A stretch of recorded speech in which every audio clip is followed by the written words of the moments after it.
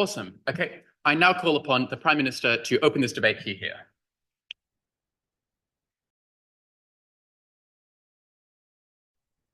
Yeah, okay.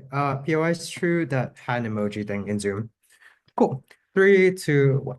This debate is really simple. It's just a question about whether or not him as Walter White regrets his action. We would posit he does. I'll note that the framing of this case is to suggest that this just is an intrinsically true fact. The show ends with him dying in his meth lab, him confessing that he's regretted all of this, and we think the counterfactual was much better. Two contributions then from the side of opening government. First, in terms of why this has meant that he had to commit deeply immoral things that would weigh on the conscience of any average reasonable person, but specifically Walter White. And I'll note, and I'll start this argument just by listing some of the things he's done in the show, and you can weigh out whether or not these things are particularly traumatic for an individual to experience.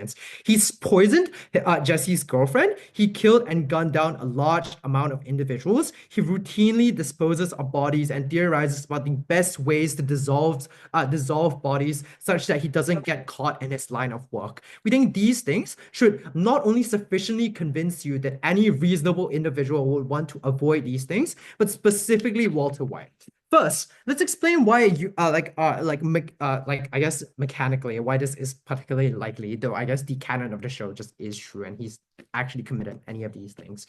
He had to commit a lot of these actions simply because he had to maintain his business, because not doing so would lead to him dying through like other means, and he had to oppose other drug lords, for instance, that would otherwise engage in a level of extreme violence that would compel him to act in this way for his own self-survival. But I'll note also, during the process of Breaking Bad, in the attempt to avoid persecution from either the criminal justice system or other individuals as I've described above, he had to act in these particular ways to be able to survive or not get caught or not to die or whatever. I'll note specifically that there are a bunch of relationships that he's had along the course of this show that would imply that this was particularly likely. He's related to a DEA agent, for example, who's his brother-in-law, who he once had a close relationship with and is forced to kill him during the course of the show to avoid persecution.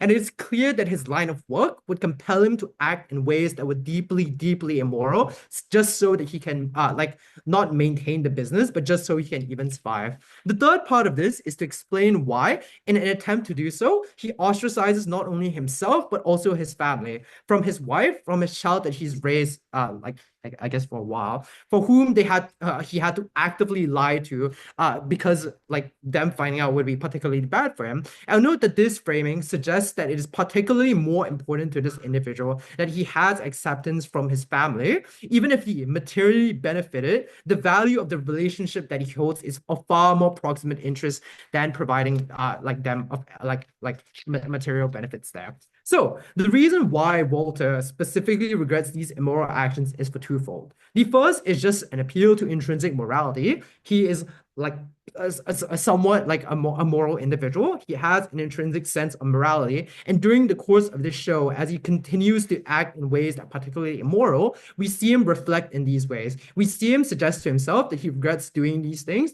that the way that he acts is particularly immoral. And it is clear that he understands that the actions he takes are those that are particularly immoral. He understands that what he's doing is particularly wrong. But secondly, even if this isn't the case, in doing these things, he often does immense amounts of harm to individuals that he holds particularly dear. From Jesse, the individual that he starts his meth king business with, he has to hurt to be able to keep him within the business, or the brother-in-law that I previously identified that he has to then harm in order to survive himself. That explains why during the course of this of Breaking Bad, he had to commit a series of deeply immoral things that he is likely to regret. In the counterfactual, you avoid doing any of these things. It is clear that you would do so because you aren't a drug meth king lord, and you're able to do things like maintain your relationship with your family. You're able to spend time with them knowing that you aren't being an immensely immoral individual. You're able to look them in the eye every single day. That it is an immense benefit for the side of opening government. Second argumentation then. We will note during the course of Breaking Bad, there are a large series of traumatic events that has occurred to him, such that like Walter White regrets Breaking Bad. The first is just to explain that over the course of becoming a drug king lord, there were massive amounts of threats to his life because by the very nature of his work. I would suggest that in the rising of his like drug cartel business, he had to oppose other extremely dangerous individuals in the process of doing so. Individuals that have threatened his life, that have suggested that they're able to reach him at any time. And it is this large amount of fear and stress that you would avoid in a world where you didn't break bad. But the second part of this is just to explain that actual harms just do accrue at the point at which he chose to break bad. He is routinely shot and injured and tortured in the TV show by virtue of his interactions with extremely dangerous individual, by virtue of his opposition against very, very powerful and very, very dangerous individuals there. We will note that therefore, the process of Breaking Bad meant that there are a series of extremely traumatic things that has accrued to him as an individual, and you would avoid this under the side of open government. The second part of this argumentation is just to explain that in a world where you weren't a drug meth king lord, you probably would have more time dedicated to do things like recovering or at least somewhat mitigating the pain of having stage 4 cancer. And note that this is exclusive to the side of opening government. Protected time, sorry.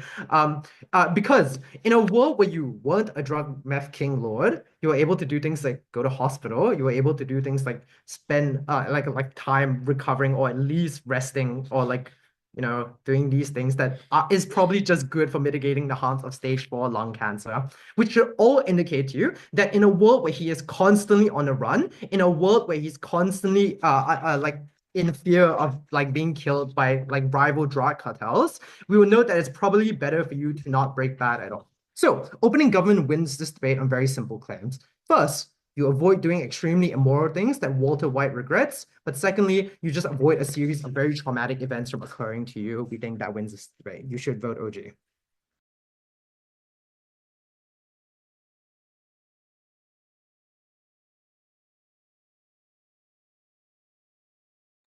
I thank the Prime Minister for that fine speech and call upon the Leader of the Opposition to open their team's case.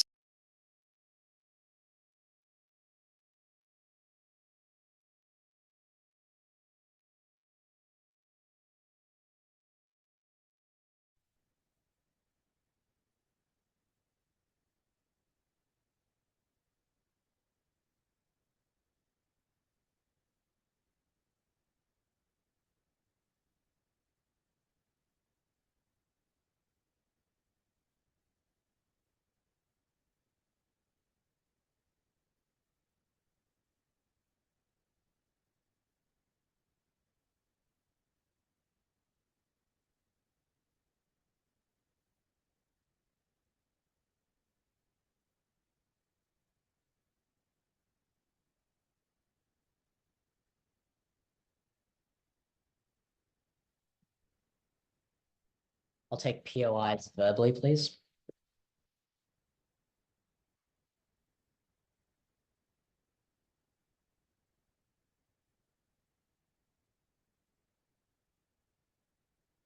His eyes stare up at us lifeless, and yet his final expression is one of faint satisfaction.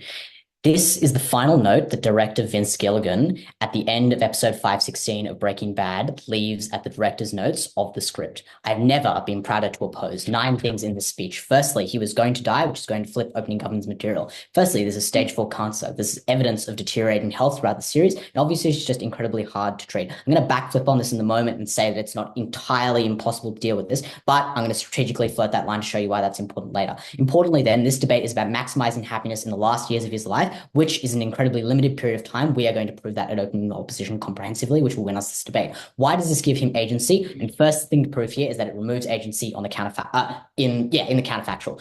First thing to observe here.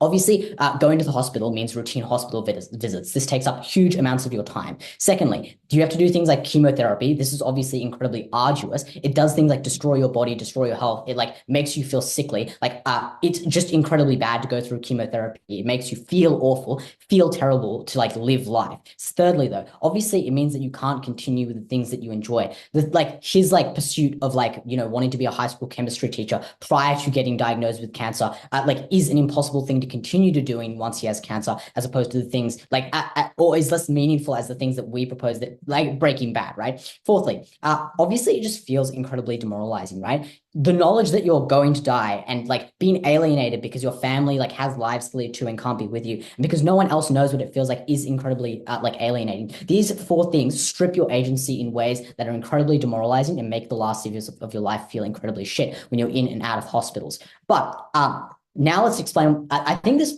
pretty comprehensively also details the likely counterfactual, which OG alludes to, which is one where you're in and out of hospital doing chemotherapy and these kind of things. And I would note as well that it is clearly strong enough to continue, that he's clearly strong enough to continue in the comparative, but why does he accept chemotherapy in this counterfactual? Firstly, there is a medical push because there is strong evidence that chemotherapy is going to work. And I note here that the point that like it is not terminal, but incredibly like 99% of people with stage 4 cancer die. That 1% is what motivates the medical field, and what, secondly, family motivates you to do these kind of things because they want you to push this kind of thing, and they want you to like actually save your life, and this is the way that you think you're able to do this.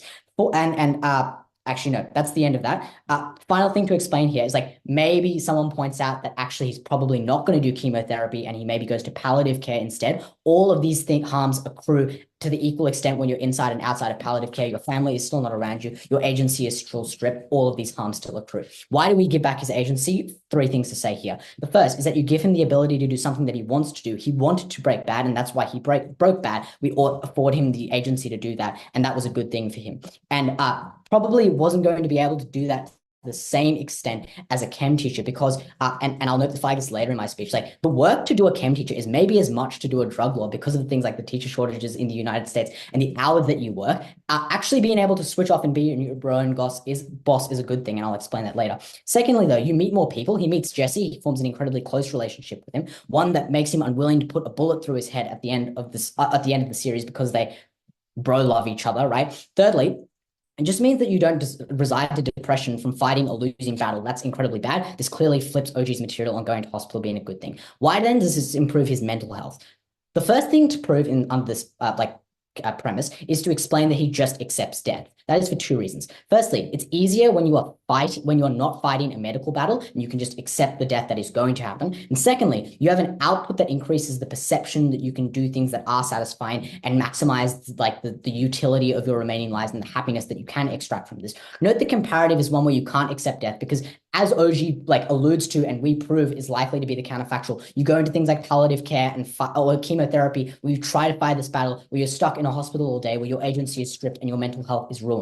The impacts of this are quite simple. It means that you can enjoy the last years of your life more, which is incredibly important because you're not preoccupied with the concern. Maybe you're concerned about law enforcement, but I think it's actually quite fun to be on the run from law enforcement in a lot of instances. Clearly, the revealed preference of this actor to continue Breaking Bad after the fact that law enforcement was on his tail after season 1 and like episode 20 probably suggests that he wanted to continue doing this. But literally, it just means that you can be a rogue unit. I think that's pretty sick. I'd like a Wikipedia page about me. I'm sure Walter White wanted one as well. Why then are you able to spend more time with the family? And like, I think this claim might seem unintuitive to you, but the intuition here is like big firms, though, like even though it's a huge firm, that's still a lot more time that he's able to afford than even a high school chemistry teacher, because you spend a lot of time doing unpaid work, work you think you need to do, like marking papers and all these kind of things, which takes time away from your family.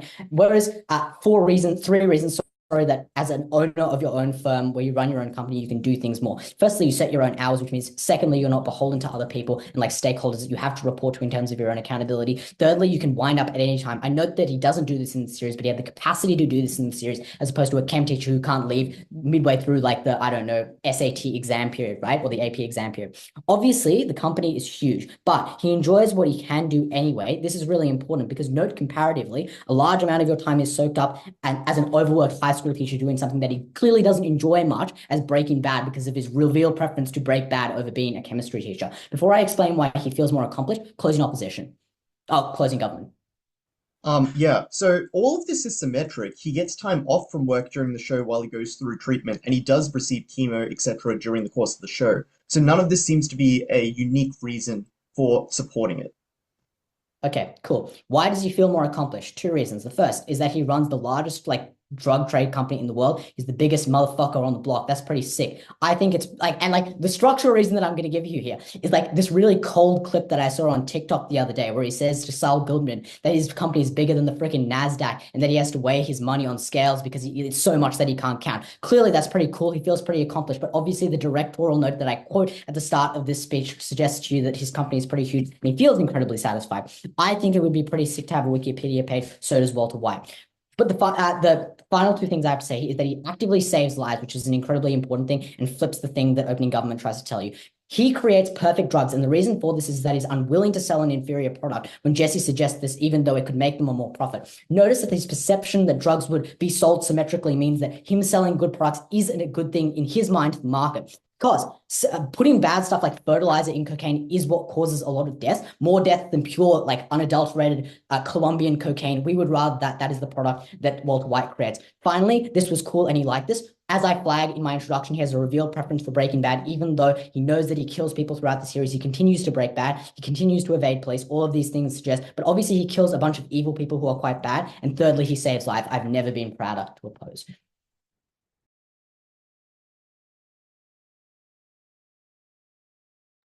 I thank the Leader of the Opposition for that fine speech and call upon the Deputy Prime Minister to continue their case. Hear, hear.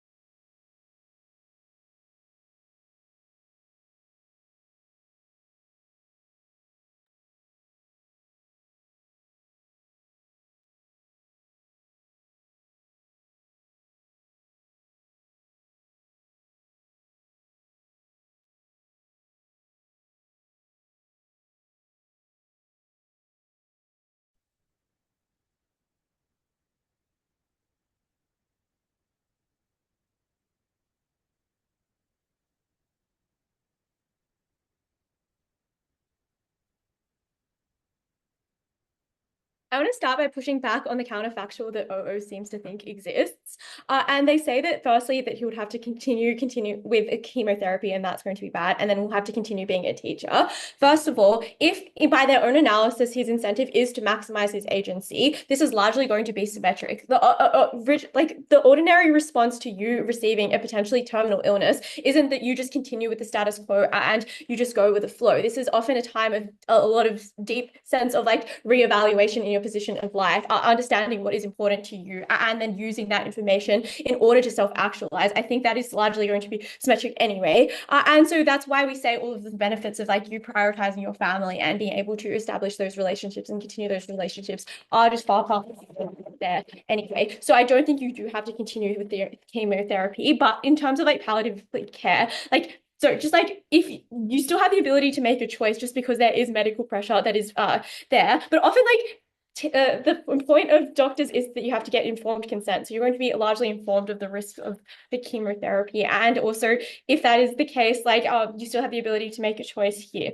So it's unclear whether or not that is actually a bad thing, but it's actually a good thing that you can have the choice if you want to access like potentially important palliative care, like manage your symptoms, pain management, all of those sorts of things, or access to experimental treatment. That should be an option that should be afforded to you, and you still have the ability to make the choice there if you want to. The second counterfactual that they push is just you going to be a high school teacher and not going to be fulfilled. I don't think that is the case at all, because like that's largely like not what you do when you have when you're in this point in your life. You largely do take time off work in order to your recovery. So I don't think that is here, but it's unclear whether the like drug cartel is the actual better way in order to achieve this. They give you a few reasons. Firstly, they say you're going to be more accomplished. A few responses. Firstly, it's unclear whether or not this is actually a goal that you had, and therefore you have accomplished that goal. It seems as though he became the biggest drug cartel out of coincidence. Like,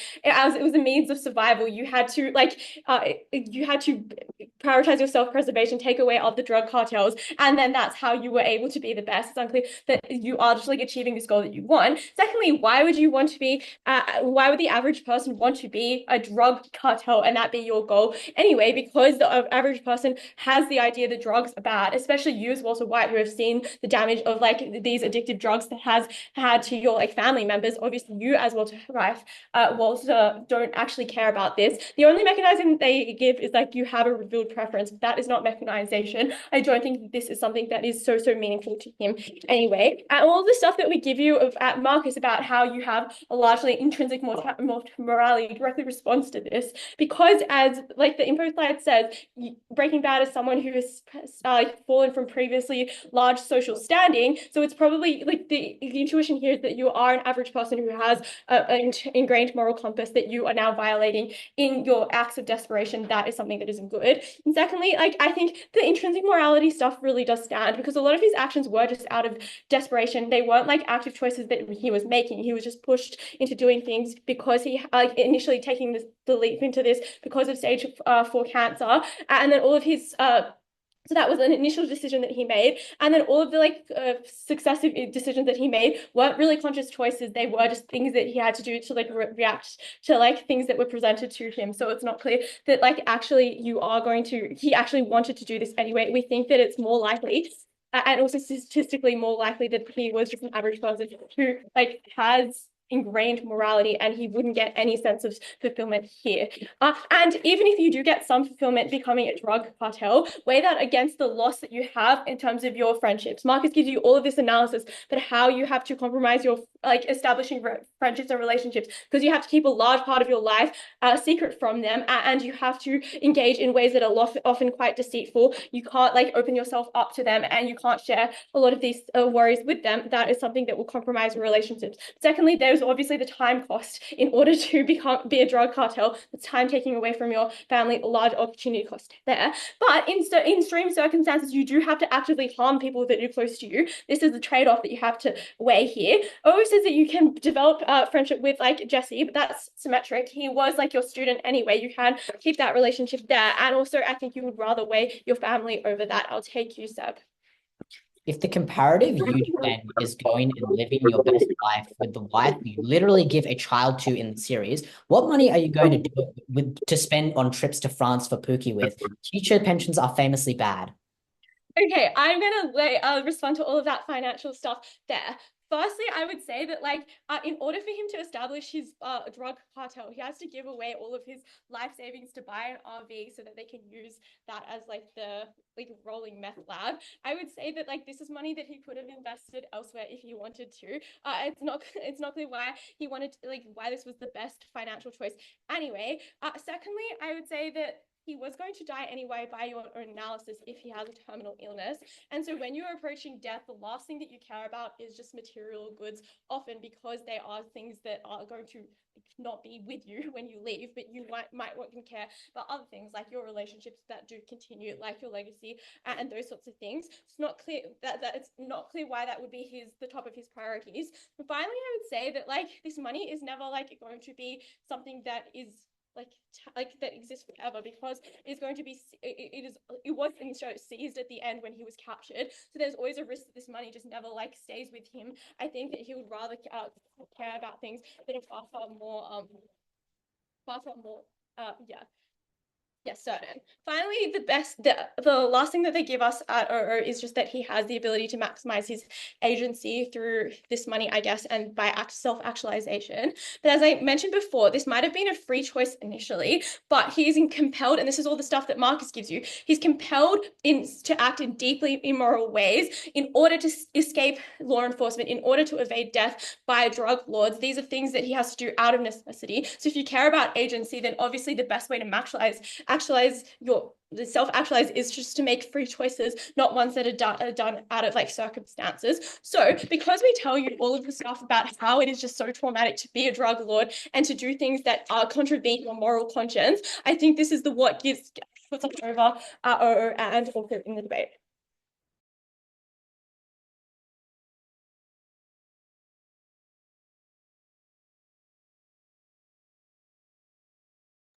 I thank the Deputy Prime Minister for that fine speech and call upon the Deputy Leader of the Opposition to continue their team's case. Hear, hear.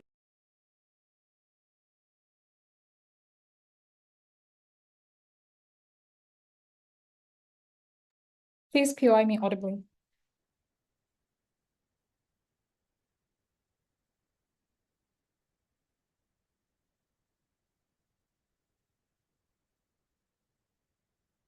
Few things here. First, why this is good for Walter, and secondly, why this is good for his family. So in terms of why this is good for Walter, it is not enough for OG to prove that he ended up doing things that were bad or objectively immoral. They had to prove that committing these actions is significantly worse than the counterfactual. And I think most people would prefer making bad decisions over having no choice whatsoever. So first, the counterfactual uniquely strips him of agency because he can no longer control how people perceive him. He's used to thinking of himself as someone who is in control. He is literally the provider of his family. Secondly, he is a teacher, so he's used to guiding students and things like that. And you can no longer do these things to the same extent because the way they treat you as a response to your stage 4 cancer is quite different. They no longer look at you as someone who is reliable. They look at you as someone who is weak and things like that, and you internalize that into how you perceive your own self. In our reality, where he just decides to run a meth enterprise, he obviously has a wider set of people in which he can control how they perceive him because you're leading a double life. You have people who fear you. You have people who respect you outside of that stage 4 cancer diagnosis.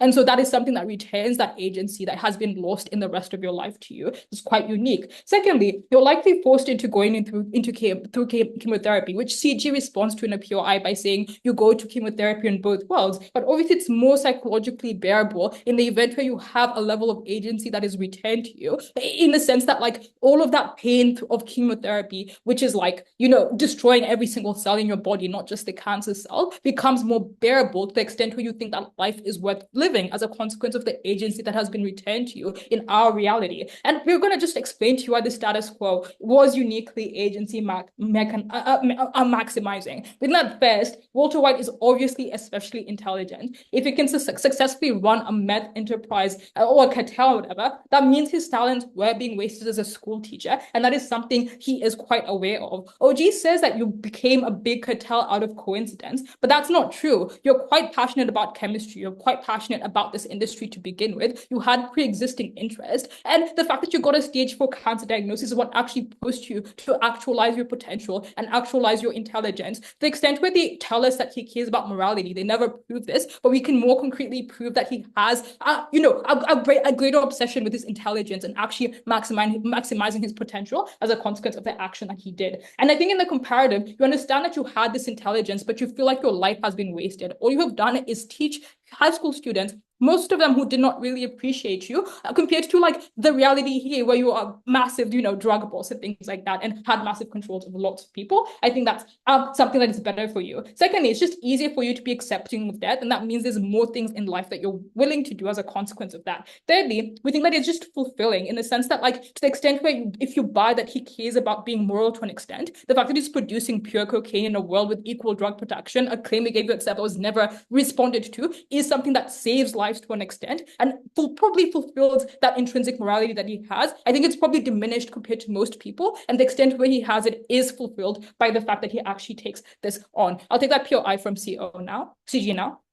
Yeah, the problem with your case that he wants to maximize agency is that in the show, his agency isn't maximized. He spends the whole show being threatened with death and forced to cook by Tuco, then Gus, then Lydia, and Mike, and Jack's gang. He's never in control. I mean, those things happen as a response to things that he does to maximize his agency. So even though bad things happen in response to decisions he made, at least he was able to make those decisions in the first place, compared to just like having people belittle you, being stuck in hospital. That is quite a lonely, painful experience. Like, yeah, you're being chased by crime bosses. That is infinitely more agency maximizing than being locked up in hospital, being in pain, being lonely, being sad, and losing the respect of everyone else around you who perceive you as weak because you are bedridden. That is so agency maximizing. And why is agency so important? I think it's just because it's an intrinsic quality of being human. The fact that we're able to make decisions affirms our humanity, and we recognize this fact because we understand that, you know, we are sentient because of that ability. And so you've been conditioned to value your freedom, your ability to make choices. Like, Walter White is a fucking American, probably values it a lot more than anyone else in this debate. And as a consequence of that indoctrination that he's felt, that fact that he has to, maximize his agency, this is something that we uniquely provide to him. Compared to counterfactual, he feels quite alone, quite, in despair. And we would know that a lot of people who have stage 4 cancer actually opt for euthanasia. They actually opt to end their lives because it is so painful, it is so lonely, even if they have family. And they cannot prove that in the counterfactual, where he does not take this action, he does not opt for euthanasia, as many people, or actually desire suicide, but without the option of euthanasia, as many people who have stage 4 cancer do. Lastly, on why this is good for his family, and to the extent where Walter cares about his relationships with his family, Breaking Bad allows for him to maintain them for a longer time. Because first, he just makes more money and he's able to provide for his family. You have so much money, you can provide a good life for your kid because his wife is fucking pregnant. And at no point do these people ever explain at what point he actually gets the money to provide for his family, to ensure that his kid potentially has a good life into the future. Like, if he has life insurance, it probably sucks because he has stage 4 cancer, and insurance companies know that you're likely to die, so they don't actually give you a good return on investment. You buy life insurance, so there's just no way to secure the future of your family. This is the only way for you to actually allow a good life for your family, and that is just something that is good for him, the extent where he actually is able to continue serving that role, even if he's doing chemotherapy and other things alongside that. Secondly, it's just less stressful for your life, because in the counterfactual, you're off for your wife, because in the counterfactual, you're off work, you're using what little money you have to do chemotherapy or palliative care. Right. You are so depressed, and your wife probably hates you. Like, I'm not lying. Like, people want, maybe they'll feel like your wife really cares about you and feels bad for your position, but they probably also feel a sense of anger because this is something that is also happening to them. They're alone, they're pregnant, they need someone to support them, and you are dying. And that is just something that your wife will actually be angry at. And in the absence of money, that is something that makes your relationship with your wife quite strained. So even if you don't buy that you spend more time with your wife on our side, your wife hates you less because you have more money to actually support your wife and things like that. And it is just more money to support your children, more money that actually makes the situation a lot more bearable despite how horrific it is. And that is what actually allows you to maintain your familial connection for a longer time. I think in the counterfactual, your wife hates you, your wife probably leaves you, you are more alone, and as a consequence, you just hate yourself. And so for all of those reasons, because, you maximize agency in such a massive way, and because your wife doesn't hate you, you maintain your relationships. Never been prouder to oppose, vote Leader of the opposition for that fine speech and call upon the Gov member to open their team's case here.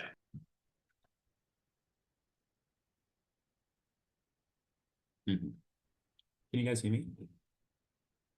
Slide. Pretty simple case from CG. First, Walt's primary interest is his family, and they would have been better off in the counterfactual. Second, Walt doesn't care about power, and even if he did care about power, he doesn't ever get power. First, why Walt's primary interest is his family, and they would have been better off in the counterfactual.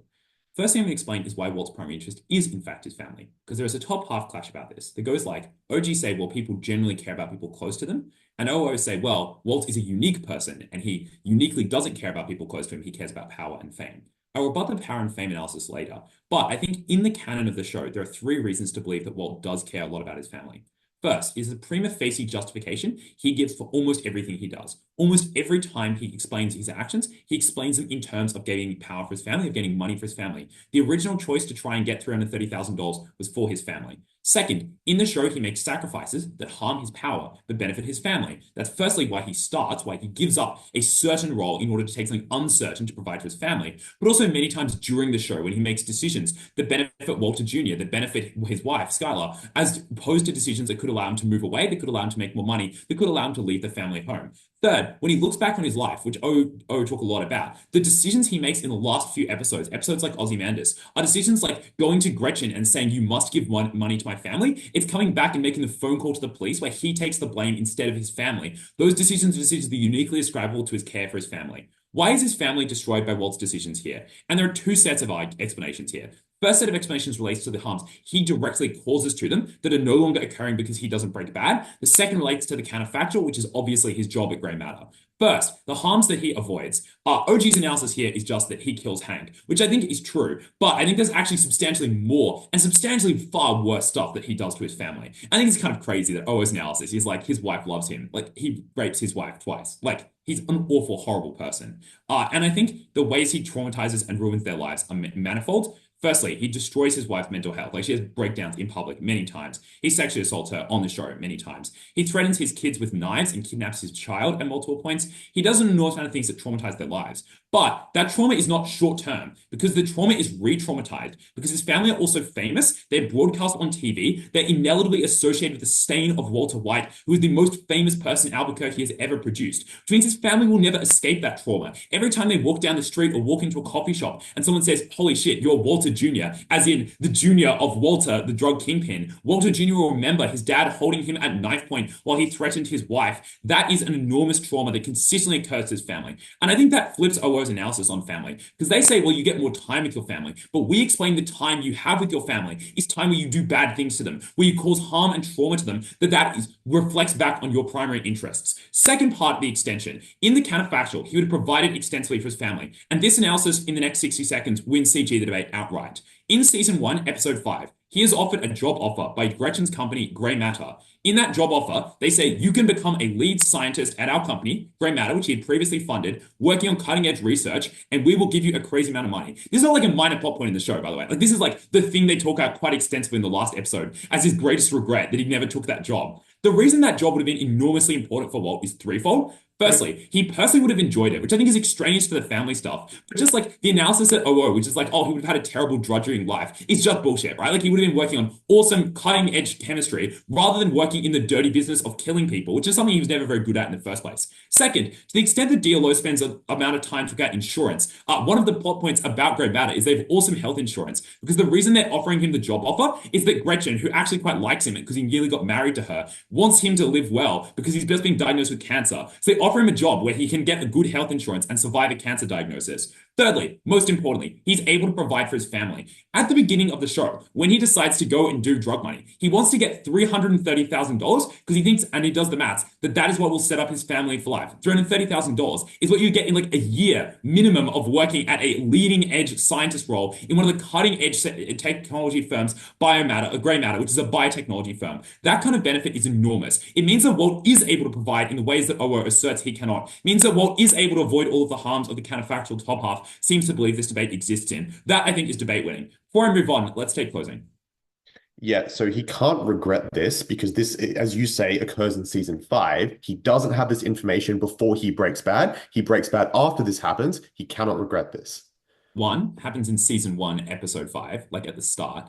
But secondly, he knows the show takes place per your opening's characterization of he's like lying on the floor of a hotel, whatever. The show takes place and the regretting takes place at the end of the show when he, A, empirically regrets it because he talks about regretting it, but B, had the information that he had been made that offer in season 1, episode 5. So he does have the information to have the regretting. Second argument, Walt doesn't care about power, and even if he does, he doesn't get it. And this, I think, will respond kind of neatly to OO.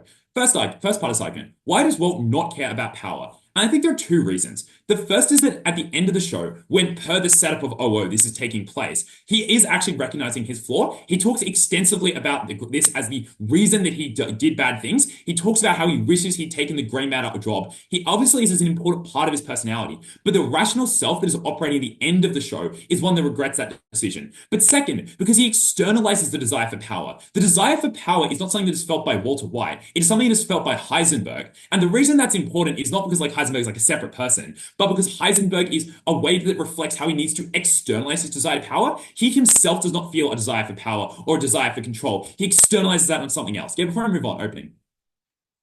The examples you provide show why he wants to do good things for his family, not why he wants to love and be around them explicitly. Surely then the most important thing is providing billions, which will literally like cover like life support for his like lineage. Dude, he doesn't provide billions. Like at the end of the show, they don't have billions. And he's regretting that. Like, I don't get it. Second part of this extension, why doesn't he get power even if he likes power? And we POI this a couple times and doesn't really get a response. But I think there are two reasons that Walter never actualizes power. The first is that there's always someone with more power than Walter. That is, firstly, he's subject to Crazy 8, then Tuco, then Gus, then Lydia, and then Jack and the Nazis. Like, he at any point in time has no autonomy because he is working under someone that is more powerful and has more control over him. So it's not the case that as OOC in response to POI, at least he's making decisions. No, from the start, his decision-making autonomy is controlled because he's working for people that have enormous power over him. Secondly, even if he cared about power, every time he tries to exercise that power, it blows up in his face. Every time he tries to exercise power over someone, Gus will like guillotine someone in front of him to make him realize he's weaker. Every time he tries to harass that principal to go, I'm such a powerful man, he is slapped in the face by that principal and humiliated in front of the school. Walter never actualizes the power that he has. So even if the power is theoretical, it's stored in dump trucks full of cash in the back of the desert, but is never actualized in a way that leads him to actually have control. And that is why he would regret this decision. Very, very proud to propose.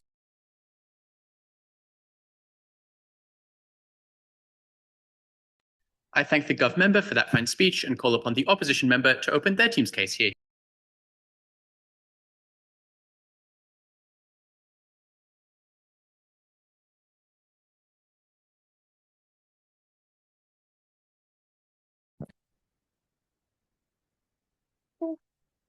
Am I audible? All good. POIs, just raise your hand, please. I probably won't check chat or anything like that, or do the like raising hand feature on Zoom. Okay, cool. Starting this speech in 3, 2, 1. There's a lot of irony in the title of the show, Breaking Bad, because Walter cannot regret Breaking Bad because he was always bad. Two contributions from CO. Firstly, on why Walter White was always a bad person, and this is his only way that he got to self-actualize and become the true person that he always was underlying. And then secondly, on why he just loves the thrill and immorality of being a drug dealer, of producing meth, and why this is literally the only way he was ever going to feel fulfilled. So self-actualization and fulfillment, we win on those two metrics. First extension. The framing here is that Walter White does not regret Breaking Bad because he ended up in his true form through doing so. He always cared about money, pride, and legacy. This is a revealed preference from the early seasons of the show. I'm going to explain why that's the case. So why wasn't him Breaking Bad a complete transformation? And why was he just like this latently evil character? Firstly, I think it's revealed very early in the show that his ego and pride are central to his character. Even before he becomes his alter ego, like Heisenberg or whatever, his dissatisfaction from life derived from the belief that he deserves more recognition, that he is a brilliant chemist and deserves to be more than a measly chemistry teacher. And his ego that drives his actions throughout the show. It doesn't become the need, it's not the need to provide for his family, it's the feeling that he provides for his family, the position that he is strong and leaves a legacy for his family to hold on to. Those are what he values, and that is what is shown like consistently.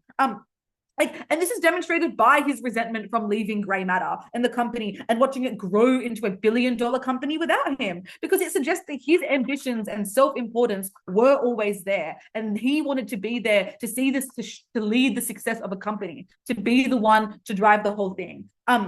Secondly, he's always had the need for control, even if he does not get that control, like CG tells you. It's important that he feels he has that control and autonomy, not only just in a metric of people above him, but in the feeling of control that he's above his circumstances, that he has controlled his life despite having a stage 4 cancer diagnosis. That is what's important. But even before he enters the drug dealing world, he did show this need because he regrets, he does things like reject help, like financial management help from his wealthy colleagues and friends, like from wealthy colleagues that would have helped him and his family's situation. He rejects that help because he's too prideful and wants control over his family. That is a terrible, like a terrible person would do given the circumstances his family were in. But fourthly, I think in direct response to opening government, who's like, oh, he has intrinsic morality, that he's actually always showed kind of a moral flexibility and been like very okay with the blurred lines of drug dealing and life in general. Because even in his initial decision to like cook meth, which is a crime and what he considered wrong at that point,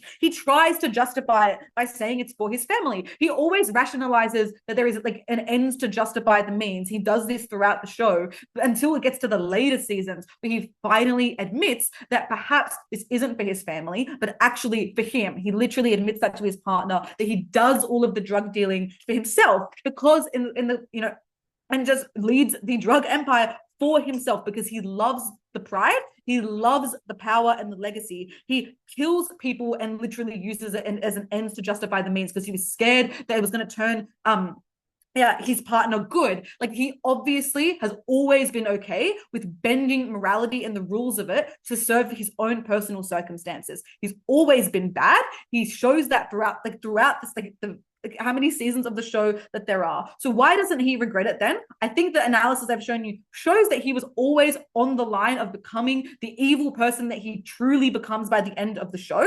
He has been morally blurred. He's always cared about himself.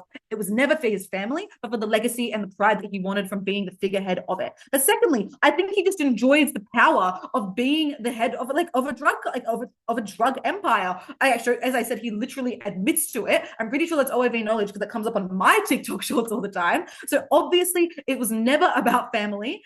He loves it. He loves the business. And lastly, he does it because he feels like he's in control. He does it because it's a reclaiming of his life after he's an average chemistry teacher who feels like he's doing nothing with his life and has nothing to provide. At the end of the show, I'm kind of confused by CG because I'm pretty sure he does make sure his son gets millions and millions of dollars at the end of the show because that's not because perhaps he does care about his family. I think it's silly to say he doesn't at all, but I think importantly he does it because it would have all been for nothing if he didn't, and he loves the validation that money brings him. So at the end of that, he was always someone that was latently evil and doesn't regret what happened because it was his only path to self-actualization. I'll take a point from opening. Closing? Yeah, if he was always latently evil, surely he feels bad about how shit he was at being evil, given that a bunch of people he care about are dead and his family have their lives forever ruined and he never actually had power. Maybe this is a crappy response, but like if he did regret it, then like why did he keep going? Like he killed so many people. He killed through a revealed preference for enjoying the business, as I just explained. He loves what he does. I'm going to explain that in more depth now. But obviously, despite the killings, he continues to kill people. Despite the things that happen, he continues to try and evade the police, etc. So why does he just love being a drug dealer, regardless of the immorality that comes with it? One, he just has shown a revealed preference for breaking free from the mundane life. It was clear he was miserable. Entering the drug trade gave him an escape from the constraints of routine and the mundane life that he was living. The danger and unpredictability of the drug world, just offered him a sense of freedom, and that's what's most important. Secondly, I think he just has a deep love for power and control, as I talked about before. He admits that he not only loves the trade, but he loves being feared. Like he loves being the person that no one knows, but everyone knows could kill them. He loves that he leaves a legacy behind of fear and power and control. Like he tells his partner that he's doing it for himself. Thirdly, I think he just has an addiction to the adrenaline of running from the police, of killing people, of everything that comes with it. Like literally from the first episode of season 1, the rush he initially gets from cooking meth for the first time literally says it all. It's clear he loves what comes with it. He loves the adrenaline that comes from breaking the law. He doesn't care about intrinsic morality. He's always cared for himself, and he loves the immorality. He actually thrives off that immorality in direct opposition to opening government. But finally, I think he's just reclaiming a way for him to he thought he was reclaiming his manhood by feeling like he was making tons of money by not being the dad that had nothing to offer and then got cancer and died. At the end of that, this Breaking Bad was the only way for him to self-actualize, but even if it wasn't, he loves doing it, and that is the most important thing in this debate.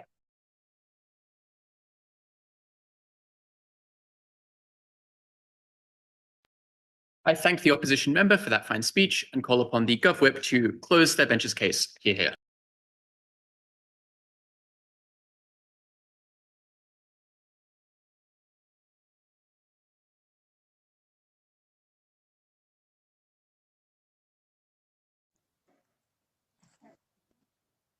Breaking Bad is often considered one of the greatest TV shows of all time, and it's considered that for very good reasons. It really is a brilliant tragedy, in that Walt makes a particularly rash decision in the first episode, and from then on, it really is just game over. Like, he seals his fate as soon as he decides to buy the RV and to cook the first batch of meth, and in doing so, he sets in motion a tragedy that will kill thousands of people from Arizona all the way to Mexico, and in doing so, he ruins his family's life and everyone around him. And I think that explains why so much of CG's characterization just doesn't work, because the fact that you make a choice doesn't mean you can't later regret the choice. The definition of regret is thinking back on a choice you made and then thinking maybe that wasn't the best choice. People are obviously not infallible, and just because a person happened to make a particular decision doesn't mean it therefore must obviously be the most rational decision they could have made and a decision that reflects all of their preferences. The point of the show is that he makes one bad decision, and from then there was just no way out. He just had to keep killing in order to stay ahead of the police, but he was doomed as soon as he began. Firstly, I want to deal with closing government's extension, then I want to talk about power, and then I want to talk about family. Let's start with closing government's extension. There are two premises to their case. Firstly, Walter was bad all along, he was always an evil person, and secondly, as a result of that, he does not regret his actions in Breaking Bad. Both of these premises are incorrect. Firstly, they point to many reasons as to why Walt is a bad person. He has ego, he has pride, he wants recognition, he wants to feel in charge, he wants to be important, he has a desire for control. None of these make you a bad person. These are very human desires. Everyone feels these things in them. That's what makes Walt a complex and relatable character. That doesn't make him inherently evil. It's the way he chooses to actualize the desires in the context of the show that might make him an immoral character. And certainly by the end, he has done many immoral actions. But I think that is broadly insufficient proof to demonstrate that he was, over the course of his entire life, a bad person. And I think, in fact, his actions belie the opposite. Like, we often feel desires to want things or to want to be in control and want to have power. It's mastering those desires and doing what is good in spite of those actions that I think makes a person good. And for the vast majority of Walt's life, he masters those desires. He works as a chemistry teacher. He works at a car wash. He dedicates his life to helping those around him. He is inherently a very good person. I think for the vast majority of his life, and particularly in his dying moments, that is the person who he is, and that is what he reflects on. So he's not a bad person. But secondly, even if he was a bad person, I don't think that demonstrates that he doesn't regret what happened in Breaking Bad, for the reason that, one, I think at the point where he dies, he's reverted to his previous persona. Like, he abandons Heisenberg, he goes back to Walt. But two, even if he's still Heisenberg, even if he is totally evil, you can still regret your actions because they didn't work out for you, even if you're a bad person. Like, the question is, did the actions he took in Breaking Bad fulfill his interests? And both of our extensions demonstrate, regardless of which interest you think he had, whether he was evil and bent only on power, or whether he was good and cared about his family, on both metrics, he should regret the actions because it didn't work out. His family is worse off, and he didn't get to exercise power. He didn't get to be in control. It made his life much worse. It reduced his agency. It reduced his control. That is why we take it out over closing government. Let's then go into the two extensions and explain why we win on both metrics. Let's start with the question of power. The first thing I want to note here is just why this actually isn't the metric of the debate, which explains why we take it over opening opposition and closing opposition, who rely on the idea that Walt is only motivated by power and only cares about it. There are several reasons for this. Firstly, I think it's like he realizes by the end of the show that this was a bad impulse within him and not something he should have pursued and not something he should have cared about. He realizes this was Heisenberg and his worst instincts, not him at his purest and at his best. Secondly, I think he recognizes that the reason why he felt motivated to become a drug kingpin was because of his bitterness at losing out on the billions he would have got if he had stayed in gray matter. And importantly, he realizes that the reason he lost out there wasn't because he was forced out, as he claims.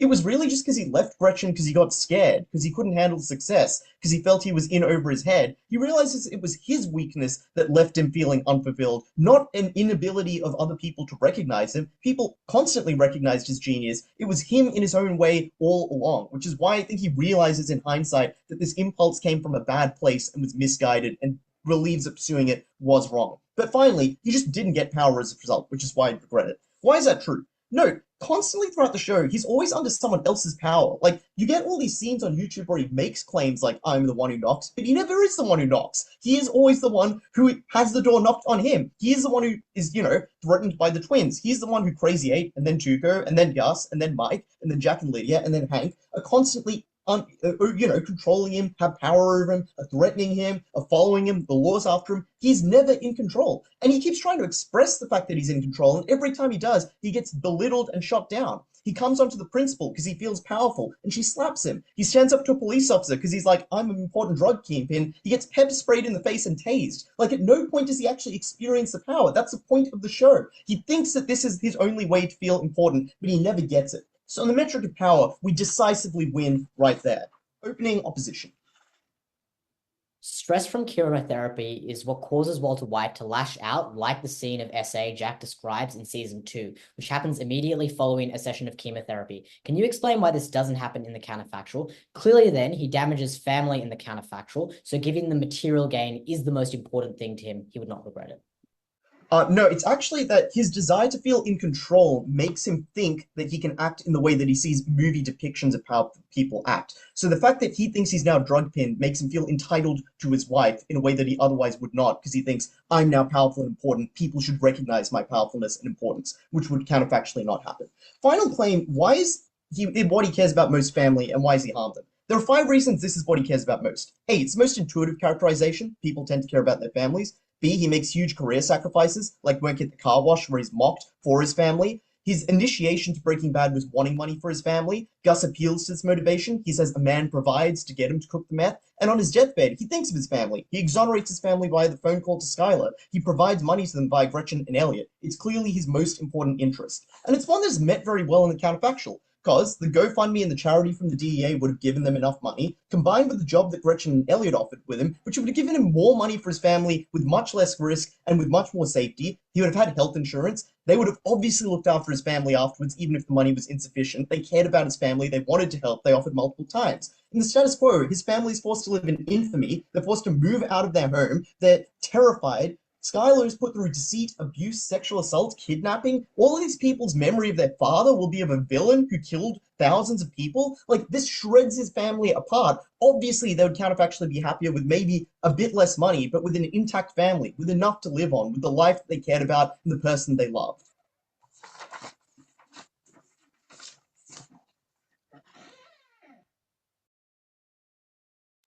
I thank the Gov Whip for that fine speech and call upon the Opposition Whip to conclude the debate. Hear, hear.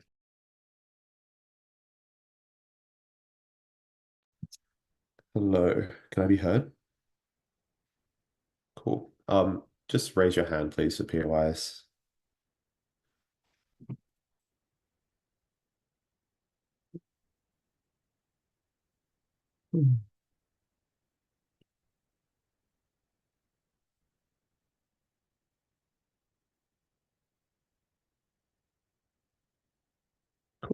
Starting in 3, 2, 1.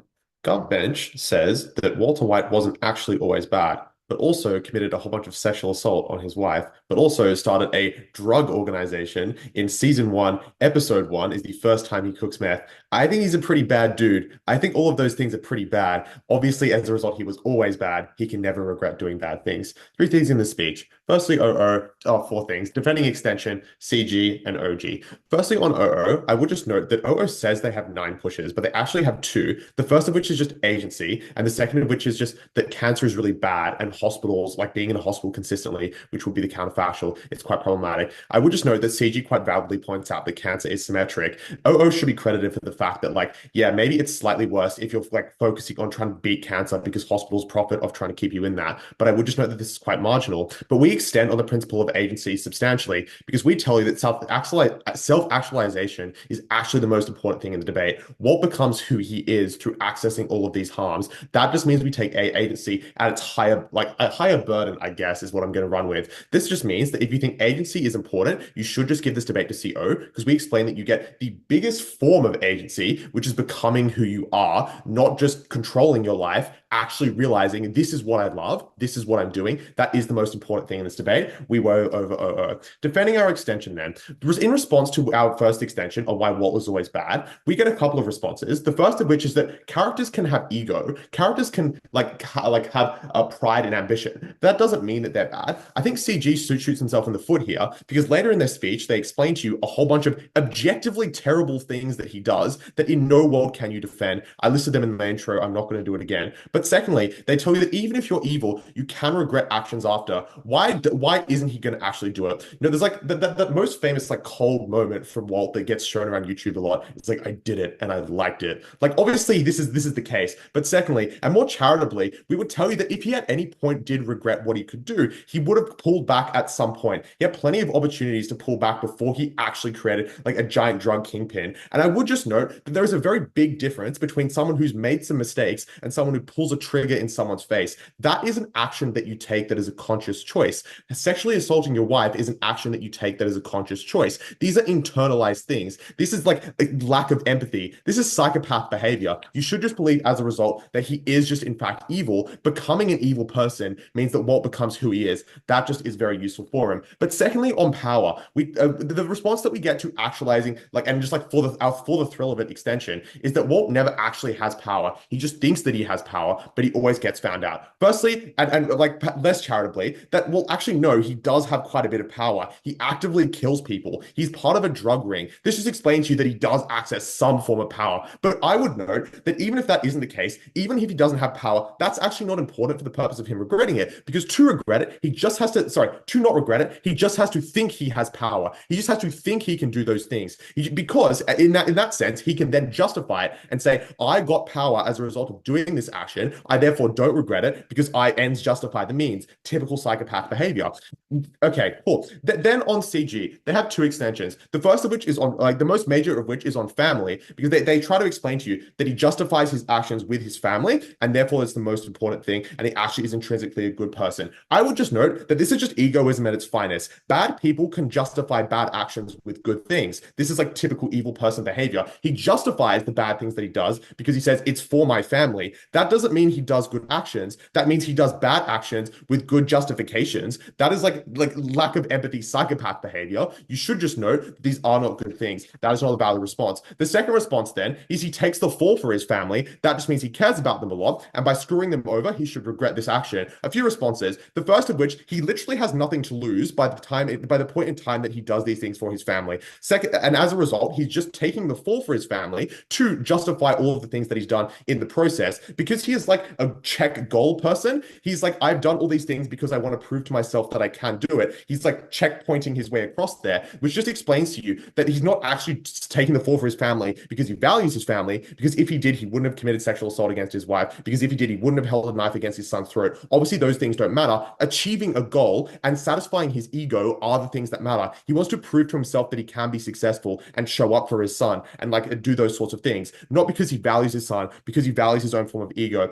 Cool. Secondly, then on this counterfactual claim, because they tell you he can go and be a part of grey matter and have a lot of money as a result, and therefore wouldn't regret it. A few responses, and I've like messed this up in my POI, so sorry about that, but I'll clarify it here. He breaks bad in episode 1, not episode 5. He breaks bad when he cooks meth. I think cooking meth is bad. He breaks bad when he does that. This just explains to you that he doesn't have the knowledge of the offer of going to have some way out a further point down the track. But secondly, even if that's not true, even if you don't buy that, you should just buy that when in season 5, when he gets that offer, he rejects it, so he doesn't regret making bad, because he doesn't take the moral option when he has a chance out, when he has a lead row out, which just explains to you that those things aren't important. Obviously, we're over CG. Obviously we're over that claim. Secondly, then on power, the claim that we get from CG is that you always have someone who is over you. I would just note you should weigh this against our extension in the sense that if Walt thinks he has some power, he self-actualizes, and that's a good thing. But before I give more charitable responses, opening.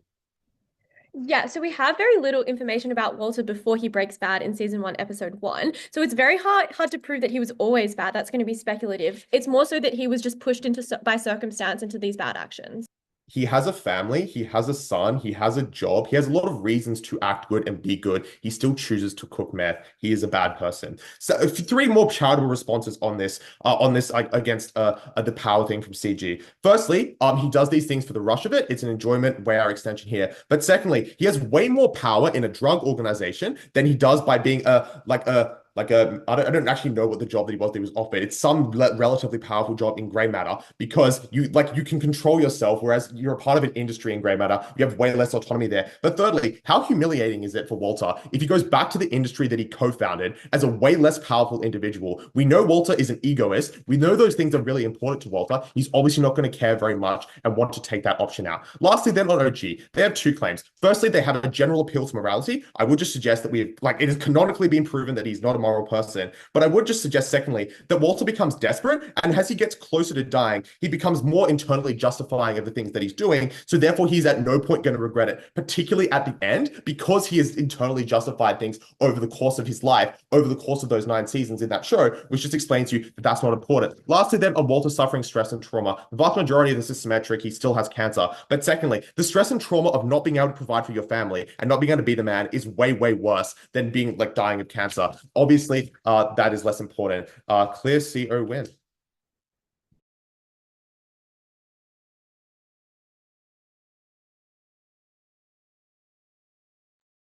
I thank the opposition whip for that fine speech, and I thank all speakers for a wonderful debate.